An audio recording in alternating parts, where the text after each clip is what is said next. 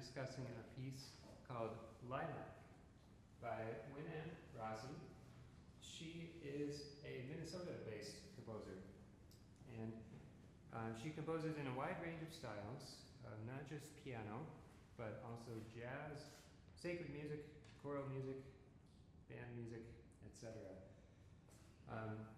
This particular collection, Intuitive Journeys, was inspired by her travels to Iceland, which caught my eye because my wife and I also traveled to Iceland a few years ago and really, really appreciated it. Found it very beautiful. So, one of the things I appreciate about contemporary music is the way that contemporary composers draw from different influences and different styles in the past as they create new art, as they find new types of musical expression. So there are two stylistic influences that I see in this piece, which you may find it interesting to learn about before I actually perform the piece. So the first one is Impressionism. And if we have the picture of that painting, yes, that'd be great. But if not, that's okay. There it is. Okay, if you don't know, Impressionism came about during the late 1800s. This was the late Romantic period. And so the style of the day was to write these intense, dramatic, emotional, big kind of pieces. And there were a lot of great composers working at this time in that style. Claude Debussy was doing something quite different. He was forging a new path here in the late 1800s. So he was writing music that was much more expansive and atmospheric and picturesque, along the lines of the Impressionists in visual art, similar to this Claude Monet painting on the screen here. So his music is full of lush harmonies, and it would just unfold gently and dramatically, and there are other brilliant composers that followed along in the school of Impressionism. And so we can see some influence here in this piece, Lilac, in the way that it unfolds gently and delicately, the imagery of the lilac flower, and in the way that certain notes and certain chords are allowed to ring together and sound together in ways that seem unconventional, but turn out to be quite beautiful, quite interesting. The other stylistic influence here is minimalism. And Rachel already gave us a nice introduction to minimalism. And so I'm considering specifically the aspect of minimalism having to do with music built on repeated patterns. As we bring up the sheet music for this piece, you may or may not be able to see clearly from this distance, but if you can see, there's a pretty clear pattern repeating from the first measure. E, B, E, A, C sharp. 5 notes. We'll call that the motive for this piece.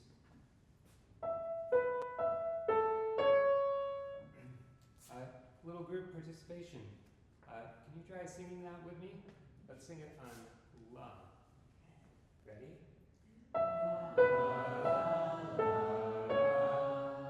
One more time.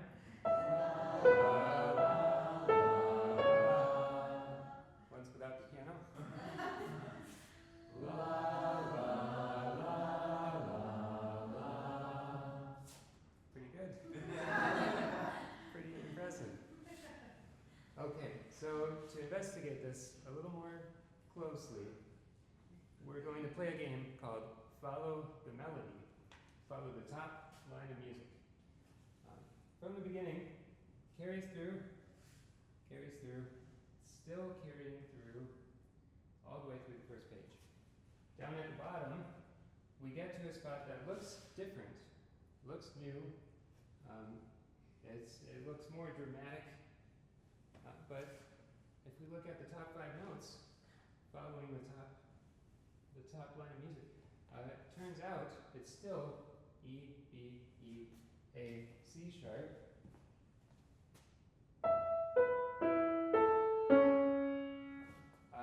It's the same 5 notes. They've just been rearranged using different octaves. Go on to the second page. At the top of the second page, it looks like that motive has disappeared. It's just block chords now. But what chords are they? That's a good question. An E chord, a B chord, an E chord, an A chord, and a C sharp chord. So it's still the same motive, just in chord form. I'll play that as well. Okay. From there, we're back to something that looks familiar, our theme, following through the whole second page and onto the third page. And on the third page, we get to a spot that looks dramatic again, another one of those different looking spots. But now we know to look at the top line of music, and we see E, B, E, A, C sharp. And that carries through, drops down here, climbs up here. Finally, one last different looking spot. We look at the last line of music, and again we see E, B, A, C sharp.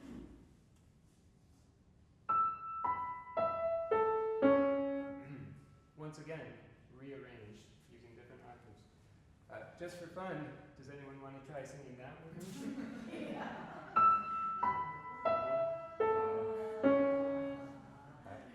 There are singers that could do that, but I don't think there are any here tonight. Sure, 2.5 octaves.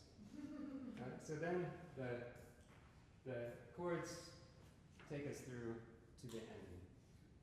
Those same chords as we saw previously.